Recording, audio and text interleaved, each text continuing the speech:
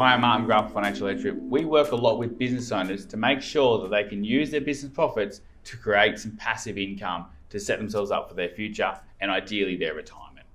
So there's ways to do this. Often we speak to a lot of business owners and I'm working really hard, I'm paying a lot of tax, I'm making a lot of money, but at the end of the day, it kind of all just ends up back in this company, some vortex in the business, and the money disappears.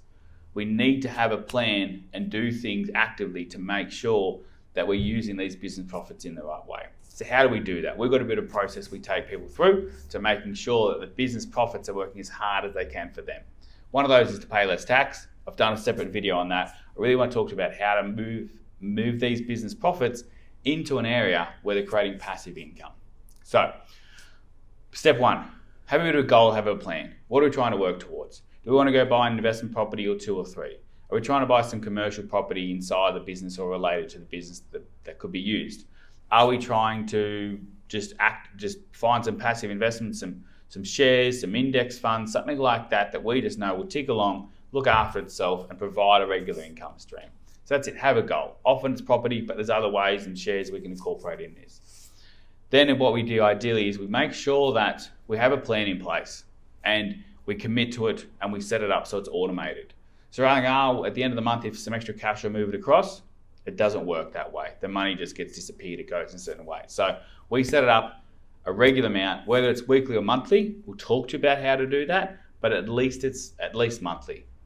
Might be smaller, we top it up along the way, but we know if we can commit to $500 a week, $1,000 a week, or $2,000 a month, that money will go across. And we know that that'll be starting to use some assets to go towards buying and building something for us. Well, how we set that up and where we structure that is exactly part of the plan, but the biggest problem is, well, I've got some ideas, I can't get started. That's the perfect way to get started. Figure out the cash flow, making sure that that's factored in as an essential. The rent gets paid every month of the business, so does this investment pool, where the money is going to.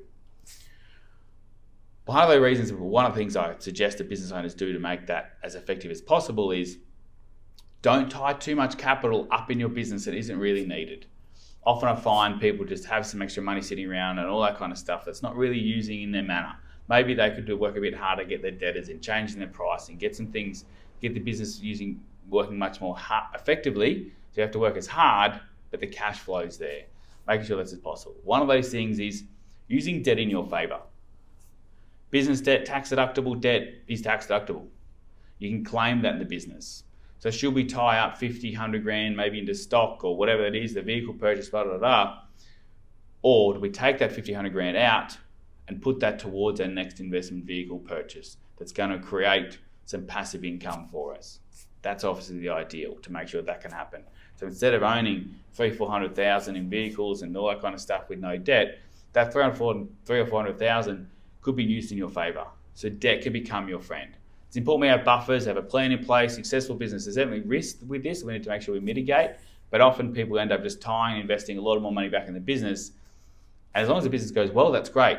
But I've seen many successful business owners have a really successful business, something happens, and effectively the empire collapses. That's not what we want to happen. We want to make sure we've got diversification, and that actually over turn reduces our risk down the track. So therefore, make sure we're buying some assets that are generating some income, building some wealth, separate to the business. Maybe they could be used in the business, so it's commercial property that we're renting back.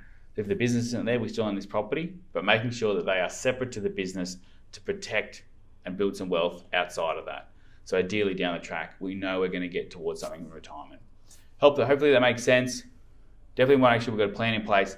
Biggest thing is automate it, commit to it, make it happen. You look back after 3 years, 5 years, 10 years, and you'll be super interested in terms of where you got to as long as you put that plan in place.